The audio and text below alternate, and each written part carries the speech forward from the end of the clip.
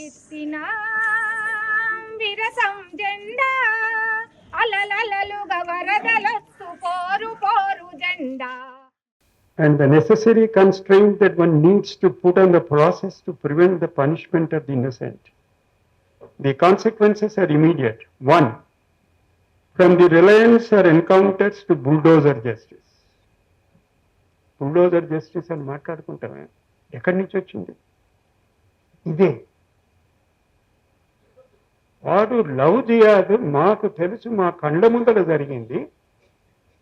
ఎన్ని రోజులు ఈ పోలీస్ ఏమిటి, వ్యవస్థ ఏమిటి, ఈ కోర్టులు ఏమిటి, ఈ పబ్లిక్ ప్రాసిక్యూటర్లు ఏమిటి, ఈ వకీళ్ళు ఏమిటి, ఈ న్యాయస్థానాలు ఏమిటి అంటే బుల్డోజర్ రంగ ప్రవేశం చేస్తారు.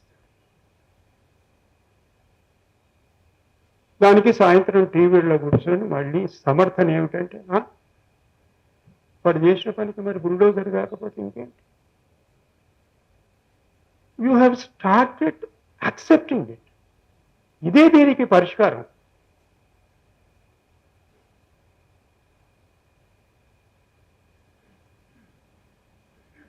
From use of various investigative agencies as tools of persuasion in the political theater to raining of fire from the skies, and we are beginning to witness them.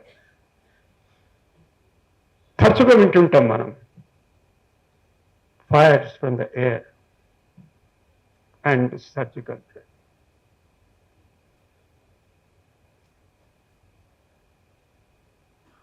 మొన్న ఈ భూభాగం మీద అత్యంత గౌరవనీయులు మన ప్రియతమ ప్రధాని గారు మాట్లాడుతూ, నా ప్రభుత్వం ఎయిర్ స్ట్రైక్ చేయవచ్చు, ఇంకోటి ఏం సార్ అది ఇప్పుడే చెప్తే కదా, సర్జికల్ స్ట్రైక్ చేయవచ్చు. ఏం సార్ అది అర్థం? ఇది భారతదేశంలో ఒక అంతర్భాగం కదా. ఎవరికి సూచన?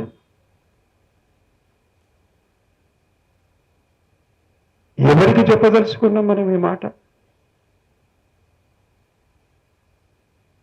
3 రోజులు అయిపోయింది, మీరు ఎవరేం మాట్లాడలేదే.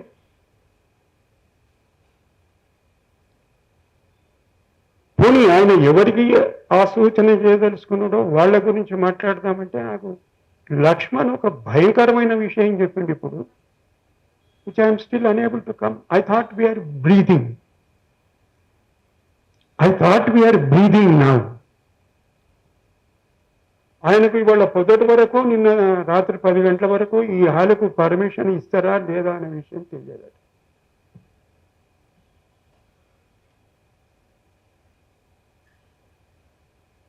ఆచార్యులు కాత్యాయన్ గారు వేదిక మీద ఉంటారు, హరగోపాల్ గారు వేదిక మీద ఉంటారు, హర్షమందర్ వేదిక మీద ఉంటారు. అటువంటి సభకు ఈ హాలుకు హైదరాబాద్ నగరంలో పర్మిషన్ ఇవ్వాలనా లేదా అనే తర్జన భర్జన తర్వాత ఏదో పోనీలే అని ఇచ్చినట్టు.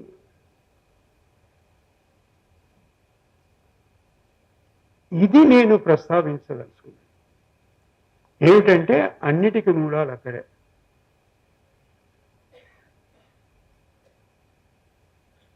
ట్రాన్సాక్షనల్ అనే పదం వాడిన కదా, అందరూ అదే ట్రాన్సాక్షన్లో ఉన్నారు.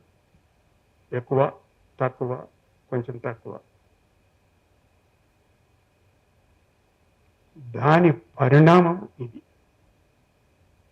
ఇది అర్థం చేసుకోకపోతే మనం పౌర హక్కుల గురించి మాట్లాడితే it won't take us anywhere. What is being lost is the understanding as to why law and the particularly constitutional principles need to restrain arbitrary action by the executive wing of government, and it declares law that violates civil liberties within the ambit of fundamental rights as unlawful. For once we grant sanction in social and political discourse to arbitrary action by the executive and enactment of draconian laws by the legislature this is the subject on which you wanted to speak, we would also then make it inevitable that the executive wings of government will render their duties in a manner that does not take into account the rule of law and extraneous factors such as convenience of the political class or the benefits of an oligarchic class become the actuators. Misuse of the collective force of the people vested in agents and agencies of the state necessarily follows. Leads to enactment of draconian laws and their implementation. It should of course be all too easy to give to the cynicism about the prospects of democracy and promote or practice violence as a means to achieve some semblance of egalitarian order. History teaches us many lessons, and one of the principal ones is that democracy is a means of political ordering, increasingly entrenched itself on the back of demands of those left behind for more equitable share of the social product and also a concrete say in how the policy is governed. An implied argument is often made, and maybe Marx was right, and the only a violent upheaval by the masses could have been the answer for the kind of socio-economic inequality that India was confronted by at the time of independence. We of course have two sets of problems about both the lack of theoretical completeness in the Marxist argument with regard to both the potential for revolution and also with regard to what follows, and whether the ensuing political order would be stable. Add to that was the extreme reluctance on the part of the Marxists to acknowledge the problems of caste. That's how I look at it in retrospect.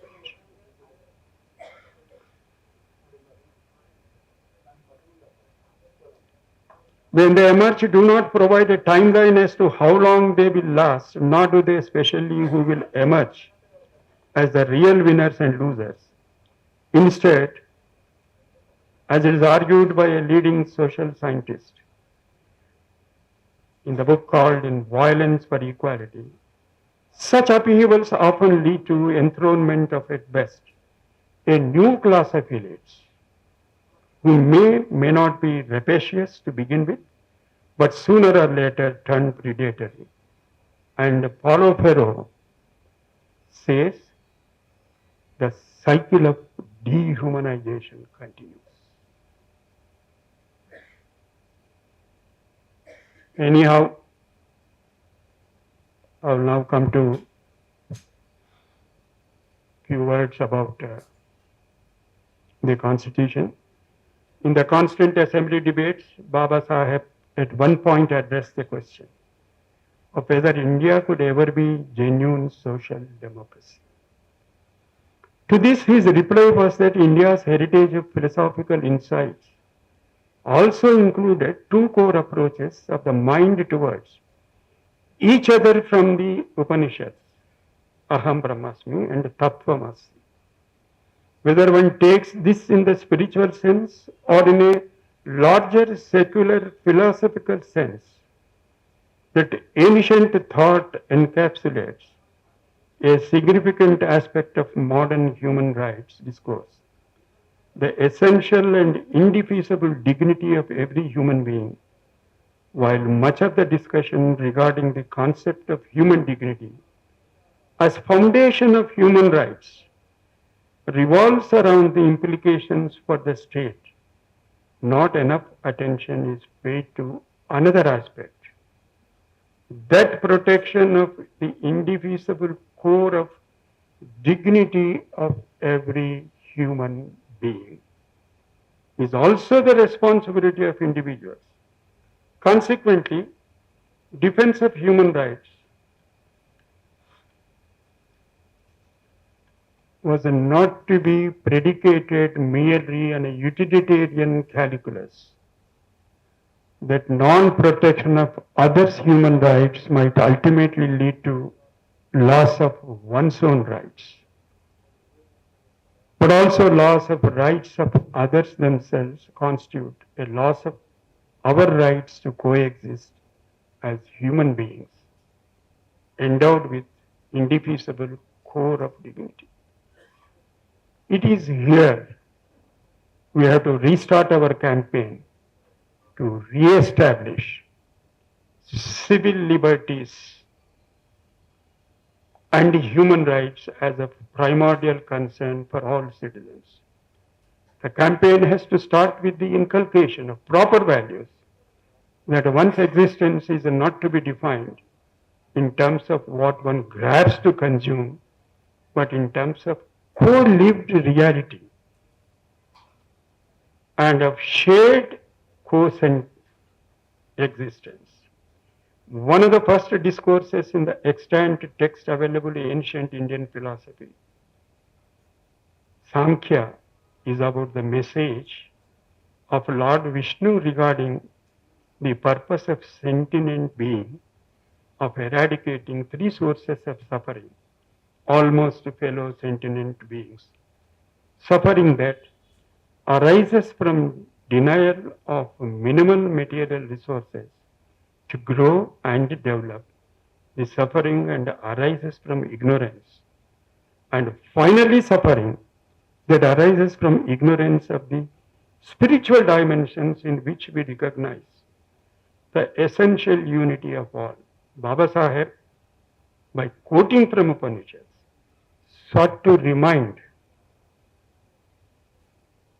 the makers of the Constitution of those great quests.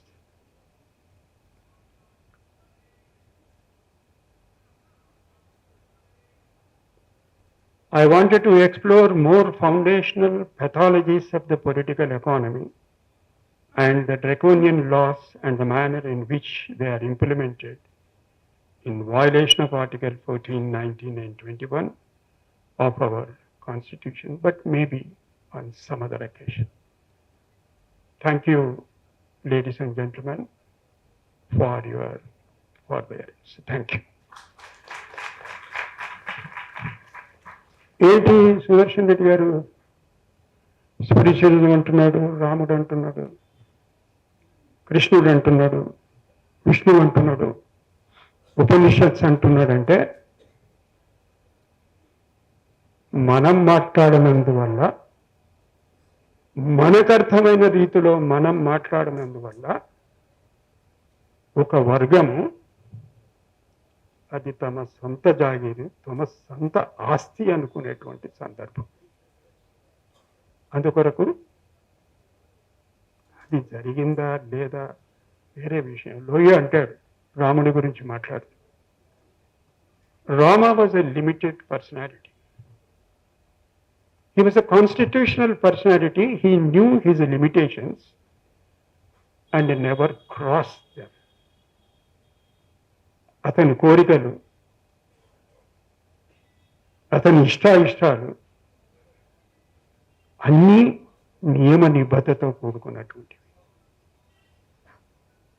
అని అంటాడు అన్నమాట. He was a great constitutional personality. But मैं नहीं जानता आज के राम का क्या हाल है. I do not know. Thank you, ladies and gentlemen. Thank you so much.